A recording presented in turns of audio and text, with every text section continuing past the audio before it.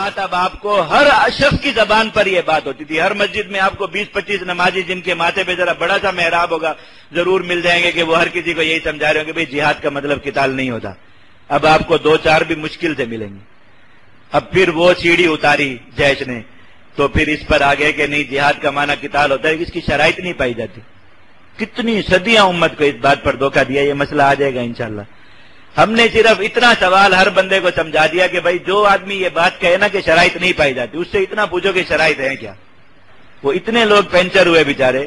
اب انہوں نے یہ کہنا بھی چھوڑ دیا کہ شرائط، اس لیے کہ یہ بات کرنے والے کو 99.90% لوگوں کو یہ پتہ نہیں ہوتا کہ جہاد کی شرائط ہیں کیا. بس وہ چونکہ ایک سنی سنائی بات ہے نا، بزرگوں سے سنا ہے کہ جہاد کی شرائط نہیں پائی جاتی تو بس آگے بیان کر دیتے ہیں کہ جہاد کی شرائط نہیں پائی جاتی. پتہ خود نہیں ہوتا. اب آگے سے کوئی سوال کر لے کہ بھائی پھر بتاؤ جہاد کی شرائط کیا ہے تو پینچر ہو جاتے ہیں. اب اس ڈر کی وجہ سے یہ کہنا چھوڑ دیا. پھر وہ شرائط بھی الحمدللہ مجموع میں لوگوں کو کہلوا کے یاد کروا دیا. آپ لوگوں کو یاد ہوں گے انشاءاللہ، ہم پھر بھی دوہرا لیں گے، بار بار آپ نے پڑھی ہوں گی. تو آپ کے سامنے کبھی کوئی کہے گا کہ جہاد کی شرائط نہیں پائی جاتی.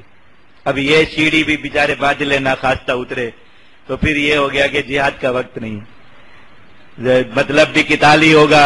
چلو شرائط بھی پائی جاتی لیکن وقت نہیں ہے. اب پھر وہ اس پہ اچھے خاصے بہترین قسم کے سوالات آگے بھی وقت کون طے کرے گا، کون متعین کرے گا. قرآن و حدیث میں کہاں آیا جس چیز کا وقت ہوتا ہے.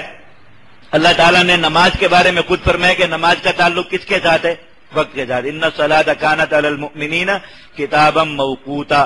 نماز اوقات کے ساتھ فرض ہے. یہ کس نے کہا؟ اللہ نے. تو شریعت نے خود وقت بتائے یا نہیں بتائے؟ فجر کا وقت کون سا ہے یہ کس نے بتایا؟ شریعت نے. ظہر کا وقت کون سا ہے، عصر کا کون سا ہے، مغرب کا، عشاء کا. جس عمل کا وقت شریعت نے یہ کہا کہ یہ وقت کے ساتھ ہے تو اس کا وقت بتانا بھی کس کی ذمہ داری ہے؟ اللہ اور اس کے رسول کی ذمہ داری ہے یا نہیں؟ اور انہوں نے اپنی ذمہ داری کو پورا کیا. تو اگر جہاد کا کوئی وقت ہوتا ہے تو اللہ اور اس کے رسول نے وہ وقت کہاں بتایا؟ بس یہ بتا دیجیے. اب یہ کہتے ہوئے بھی موت آتی ہے کہ اللہ اور اس کے رسول نے نہیں بتایا. جب اللہ اور اس کے رسول نے نہیں بتایا تو کون بتائے گا؟ کہہ سکتے ہیں یا ہم اور آپ طے کریں گے؟ اللہ تعالیٰ نے بس یہ کہہ دیا کہ وقت ہے یا وقت نہیں ہے اور طے ہم کریں گے کہ کون سا وقت ہے کون سا وقت نہیں. تو الحمدللہ اس سیڑھی سے بھی دھکا دے دیا نیچے. اب اس وقت میں نیچے کوئی سیڑھی نہیں ہے. اس وقت میں نیچے وہ ٹیوب ہوتے ہیں نا، یہ ہوا بھر لیتے ہیں. ہم دیکھا لوگ پانی میں ڈال لیتے تو اس کے اوپر سواری کرتے ہیں تو بیچارے کبھی ٹیوب اوپر آ جاتی ہے کبھی سوار اوپر آ جاتا ہے. ایسا ہوتا ہے سوئمنگ پول میں، آپ نے دیکھا ہوگا. اس وقت میں یہی حالت ہے. وہ ایسے ہی بس کچھ غبارے ہیں ہوا کے بھرے ہوئے، کوئی ٹھوس چیز نہیں ہے جس سیڑھی پاؤں رکھ سکے. تو کبھی غبارہ ان کے اوپر آ جاتا ہے کبھی یہ غبارے کے اوپر آ جاتا ہے. بس یہی اونچ نیچ چل رہی ہے. تو اللہ کا شکر ہے کہ آپ اس چیز کے اثرات پر اگر کوئی بھی بیٹھ کر غور کرے گا، امت کے اندر سے کتنی اعلانات، نہیں ہزاروں لوگ لاکھوں لوگ نکلے ہوں گے جہاد کرنے کے لیے دعوت سے، لیکن انکار جہاد کا اتنا بڑا سلسلہ الحمدللہ اس پر تو بند باندھ دیا. کتنے لوگوں کے ایمان محفوظ ہو گئے. ایک مسلمان جہاد نہیں کر سکتا، اتنا مان تو لے کہ اللہ اور اس کے رسول نے جیسا جہاد بیان فرمایا ویسا مان تو لے، تو اس کے ایمان کے لیے تو کم از کم سلامتی ہے نا. لیکن آزاد پھر رہے تھے لوگ بالکل. بس جہاد کے بارے میں کچھ بھی کہہ دیں کوئی آگے سے سوال کرنے والا ہی نہیں. اب جب سوال کرنے کے لیے ہر جگہ پہ لوگ ہو گئے تو آپ نے خود دیکھا ہوگا اپنی اسی اس میں کہ کتنی سیڑھیاں لوگوں کو اترنا پڑ گئی جہاد کے بارے میں. تو امت انشاءاللہ جیش کا یہ احسان ہمیشہ یاد رکھے گی. جیش بھی رہے گی انشاءاللہ.